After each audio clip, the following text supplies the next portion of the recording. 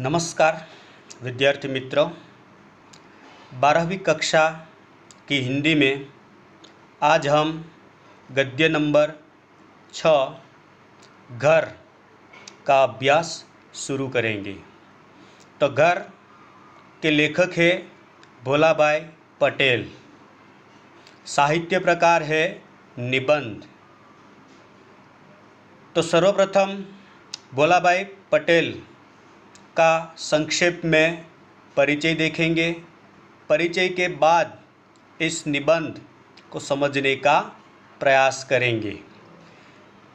ये जो निबंध है वह मूलतः गुजराती भाषा में लिखा गया निबंध है, लेकिन इस निबंध को हिंदी में अनुवाद करने वाले व्यक्ति है डॉक्टर आलोक गुप्ता। तो सर्वप्रथम भोलाभाई पटेल का संक्षेप में परिचय देखते हैं।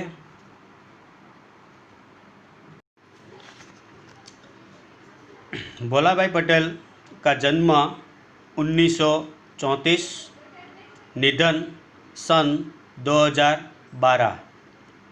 डॉक्टर भोलाभाई पटेल गुजराती भाषा के साहित्यकार हैं। उनका जन्म मेहसाणा गुजरात निकट सोजा गांव में हुआ था। बनारस यूनिवर्सिटी से हिंदी, संस्कृत और प्राचीन भारतीय संस्कृति के विषय में बीए की उपाधि प्राप्त की थी। गुजरात यूनिवर्सिटी में हिंदी विभाग में प्रोफेसर थे। डॉक्टर भोलाभाई पटेल की प्रमुख रचना में अधूना, विदिशा, कांचनजंगा, अज्ञेय एक अध्ययन आदि है। उनको अनेक पुरस्कारों से सम्मानित किया गया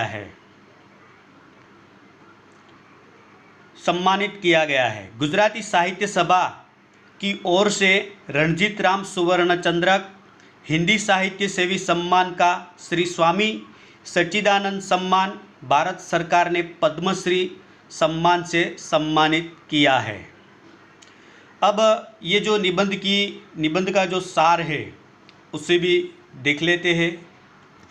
प्रस्तुत निबंध में लेखक शहर में स्थायी होने से गांव के घर को बेच देने का विचार करते हैं। वह मिट्टी का घर उनके परिवार ने बड़ी मेहनत से बनाया था। घर बेचने से पहले सब भाई एक बार इस घर में साथ रहने जाते हैं। लेखक की माँ पुरानी घटनाओं को याद करके रोने लगती है। अंत में घर न बेचने का निर्णय लेते हैं। घर केवल 4 दीवार और छप्पर वाला ही नहीं, लेकिन भावनाओं का प्रतीक होता है। तो विद्यार्थी मित्रों, अब हम इस निबंध का प्रारंभ करेंगे। ये निबंध में लेखक भोलाभाई पटेल अपना जो पुराना घर और पुराने घर के प्रति अपने परिवार के सदस्यों की जो भावना है, वही भावना को इस निबंध के माध्यम से प्रस्तुत करते हैं। तब हम इस निबंध का प्रारंभ करते हैं।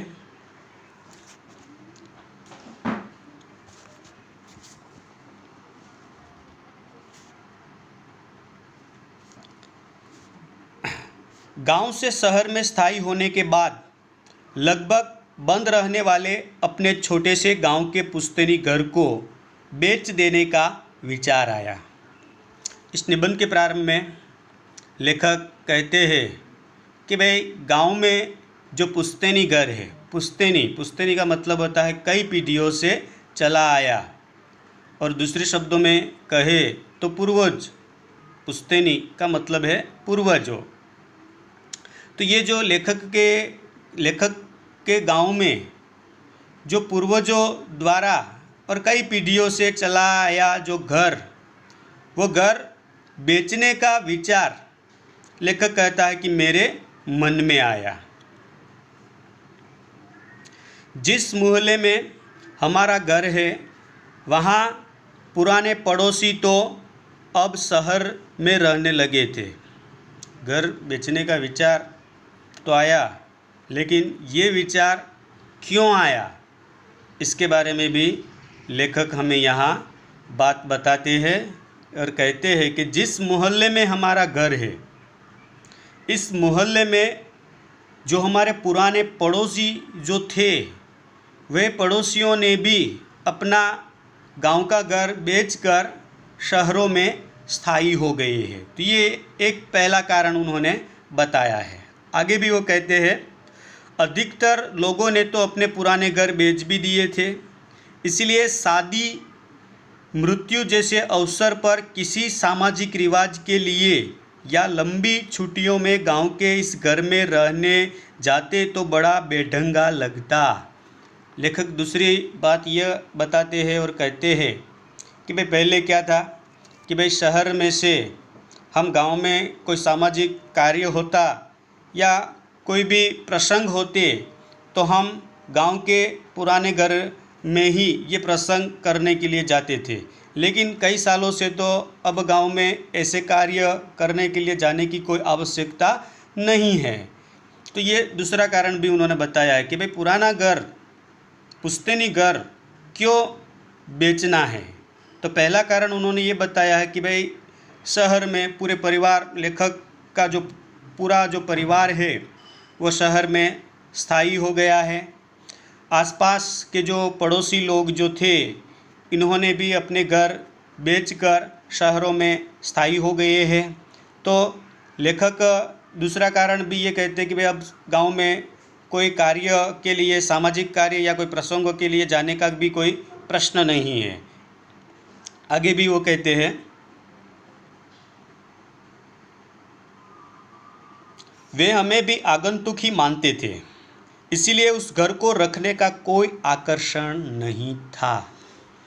जिस मोहल्ले में हमारा घर है, वही मोहल्ले में अब नए लोग रहने के लिए आए हैं, और जब कभी भी हम किसी छुट्टियों मनाने के लिए जब गांव में पुराने घर में जाते हैं तो वहाँ नए आए हुए लोग हमें आगंतुक समझते हैं। इसीलिए क्योंकि इन लोग, हम तो कई सालों से शहर में ही स्थायी हो गए हैं और कोई प्रसंगोपात अगर हम गांव में जाते हैं और अपने पुराने घर में जब रहने के लिए थोड़े दिनों के लिए जाते हैं तो वहाँ जो पड़ोसी है वो नए हैं और नए पड़ोसी हमें आगंतुक समझते हैं। आगंतुक का मतलब होता है अजनबी, और अजनबी को दूसरे शब्दों में कहे तो अपरिचित, और अपरिचित का मतलब होता है जिसे हम जानते न हो या जिसका कोई परिचय न हो। और कभी कभार अपरिचित शब्द विलोम शब्द के रूप में भी पूछा जाता है, तो परिचित। बंद रहने के कारण पुराना घर और जर्जरित होता जा रहा था।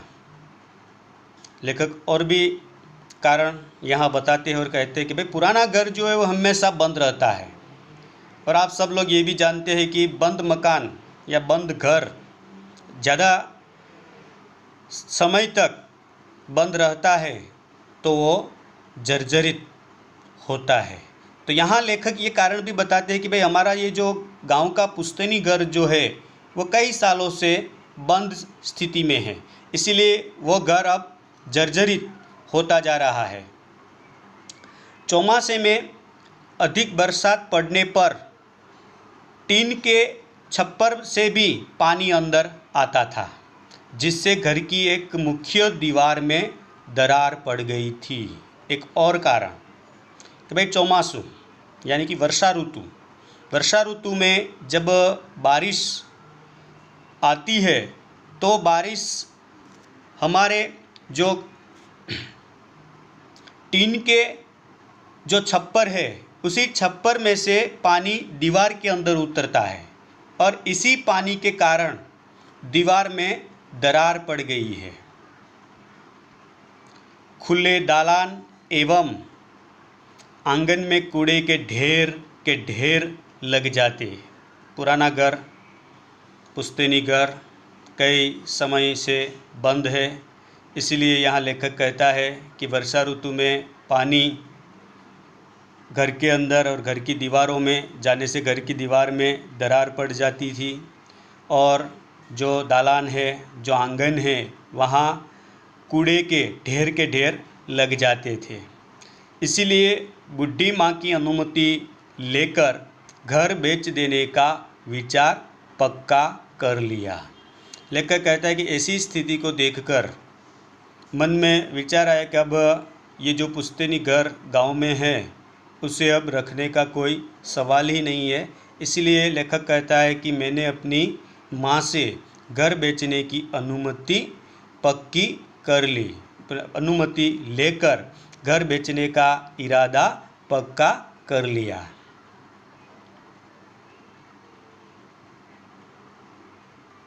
योग्य ग्राहक मिले तो एक गांव में रहने वाले व्यवहार कुशल मित्र से बेचने की सिफारिश करके हम शहर चले आए। फिर एक दिन ऑफ़र आया भी सही। ऑफ़र ठीक था और करने वाला व्यक्ति अच्छा और भरोसेमंद था। इसलिए अब देर करने या आनाकानी करने का प्रश्न ही नहीं था। तो ये घर बेचने का विचार, इरादा पक्का कर लिया था, क्योंकि माँ की अनुमति भी मिल गई थी। इसलिए गांव के एक मित्र से सिफारिश की थी कि अगर कोई अच्छा सा ग्राहक मिले तो हमें अपना पुराना घर बेचना है। तो इस सिफारिश के कारण ऑफ़र भी अच्छा मिला था और इसी कारण लेखक कहता है कि भाई वो जो व्यक्ति है वो भी एकदम भरोसेमंद है और वही व्यक्ति घर लेना चाहते हैं। घर, हमारा जो पुराना घर है उस घर को वो लेना चाहते हैं। इसीलिए लेखक कहता है कि अब तो घर बेचना पक्का ही है, अब घर न बेचने का कोई प्रश्न ही नहीं है। परंतु उसी क्षण से मन में टीस सी उठी। लेखक कहता है कि घर बेचने का इरादा तो पक्का कर लिया, माँ की अनुमति मिल गई, अच्छी ऑफ़र, अच्छी कीमत देने वाला ग्राहक भी मिल गया, तो अब घर बेचना पक्का ही है। लेकिन यहाँ लेखक कहते हैं कि ये सब हो जाने के बाद मन में एक टीस सी उठी। टीस, कसक, व्यथा, पीड़ा, दुख। मन में एक प्रकार का दुख का भाव जागृत हुआ, कसक का भाव जागृत हुआ। बार बार मन को व्यग्र बनाता विचार आने लगा कि पुश्तैनी घर क्यों बेचा जाए। बार बार मन व्यग्र बनता, व्यग्र, व्याकुल, परेशान, और मन में एक ही सवाल, एक ही प्रश्न बार बार पूछता है कि ये पुश्तैनी घर क्यों बेचा जाए, ये पुश्तैनी घर क्यों बेचा जाए। 3-4 पीढ़ियों से चले आते मिट्टी के कमरे के स्थान पर मेरे पिता ने यह ईंट का पक्का घर बनवाया था। कई पीढ़ियों से ये घर हमारे परिवारों का साक्षी रहा है और ये घर पक्की ईंटों से मेरे पिता ने बनवाया था। कहना चाहिए कि घर के सभी सदस्यों ने स्वयं मजूरी करके घर बनाया था। घर के प्रत्येक सदस्य ने इस घर बनाने में योगदान दिया था। पिताजी इसके लिए अपनी बैलगाड़ी में ईंटें लाए थे। लेखक कहते कि मेरे पिताजी बैलगाड़ी लेकर पक्की ईंटें बैलगाड़ी में भरकर लाए थे ये घर बनाने के लिए। मेरी माँ ने सहतीर तक गारे के तसल्ले चढ़ाए थे और मेरी माँ ने सहतीर तक गारे के तसल्ले चढ़ाए थे। पिता का योगदान है और माता का भी योगदान है। तो वो कहते हैं कि मेरी माता ने सहतीर तक गारे के तसल्ले चढ़ाए थे। फिर शहर में अपने लड़कों के जब नए मकान बनने लगे तब उनके मकान वेतनभोगी सुपरवाइज़रों की देख रेख में मजदूरों द्वारा बनते देखकर मन में थोड़ा खुश होते हुए माँ पिताजी अनेक बार गांव के घर को कैसे स्वयं मेहनत करके बनाया था उसकी बात करते हुए भावुक हो जाते थे। लेखक कहते कि जब हम बड़े हो गए और शहर में नौकरी मिल गई और वहाँ जब हम स्थायी हुए तो हमने शहर में जगह लेकर मकान बनाया था। तो ये मकान कॉन्ट्रैक्टरों और सुपरवाइज़रों की नज़रों में ये मकान बनते थे। कोई घर का सदस्य मकान बनाने में शामिल नहीं होते थे। तब माँ और मेरे पिता और माताजी जब वो वहाँ आते थे तो वो कभी कभार हमारे साथ बात करते थे कि भाई आजकल तो जब लोग घर बनाते हैं तो कॉन्ट्रैक्टर को कॉन्ट्रैक्ट दे देते हैं, सुपरवाइज़रों की देखरेख में घर बनता है, लेकिन जब हमने अपना पुराना घर जब बनाया था तो हमने अपने हाथों से घर बनाया था। ऐसे माताजी और पिताजी, लेखक कहते हैं मेरे माता और मेरे पिता हमारे साथ इस प्रकार की बातें करते थे कि हम अपना घर खुद अपनी मेहनत से बनाया था, और ऐसी बात करके वो स्वयं भावुक हो जाते थे। इसी घर में ही हम सभी भाई बंधुओं का जन्म हुआ था। इसी घर में हमारे सभी भाई बंधुओं का जन्म हुआ था। इतना ही नहीं, इसी कमरे में हमारे दाम्पत्य जीवन का आरंभ हुआ और उसी कमरे में हमारी संतानों का जन्म भी हुआ। जीवन में जो अनेक अच्छे बुरे प्रसंग आए, यह घर उनका साक्षी रहा है। लेखक कहते हैं कि हम सभी भाई बंधुओं का तो जन्म इस घर में हुआ, मेरे दाम्पत्य जीवन का आरंभ भी इसी घर में हुआ, और इसी के साथ साथ वो यह भी कहते हैं कि हमारे सदस्य, हमारे परिवार में जितने भी अच्छे प्रसंग या बुरे प्रसंग हुए हैं, इन सभी प्रसंगों का साक्षी ये घर रहा है। तो विद्यार्थी मित्रों, घर निबंध के पूर्वार्ध का अध्ययन हम यहाँ तक ही रखते हैं। आने वाले वीडियो में इस निबंध के मध्य भाग के संदर्भ में अभ्यास करेंगे। तो आज के लिए इतना ही। अस्तु।